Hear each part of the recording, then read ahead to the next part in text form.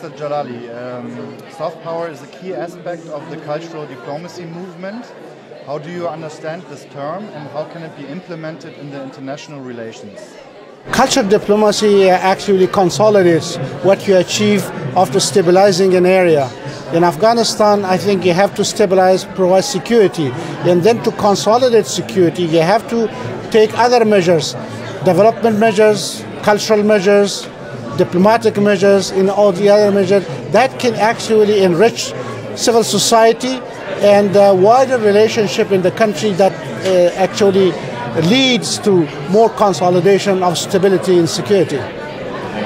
Please tell us about the key issues that were discussed here and what the outcome was so far. I think the discussion here was more focused on providing security in Afghanistan, Central Asia, because security is a prerequisite for any country. In order to win the trust of the people, that country has to provide protection of the population and also the rule of law or justice. But in order to provide these services, any country will need to control its territory. That's why today's discussion here was focused on how to control the territory, create the space, not only for development of economy, but also development of culture and other values that can actually enriches the quality of life. How can soft power help to establish stabilization and democracy in Afghanistan? Hard power or soft power? Soft power.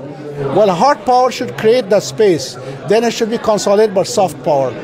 But soft power by itself cannot create that space first. That's why we say that there's no military solution to any conflict or a situation like in Afghanistan, but you should have military power to create the space first, and then you use your soft power in order to consolidate stabilization. How important are the neighboring states in order to achieve stability and democracy in Afghanistan? Yes, Afghanistan issue has a very strong regional dimension. Therefore, cooperation from neighboring countries is very vital for the establishment of stability in Afghanistan. Look, if you look to the insurgency, many insurgents have their bases, safe bases across the border in foreign countries, in neighboring countries. If neighboring countries cannot cooperate, and as long as these safe havens are there on their territory, it will be very difficult for Afghanistan to stabilize itself. How do you see the current German strategy in Afghanistan and the US strategy in Afghanistan? I think Germany has been very active, very supportive of stabilization of Operation Afghanistan. However, in the past, different countries who came to Afghanistan came with different levels of commitment, different strategies, different procedures, different concerns back home.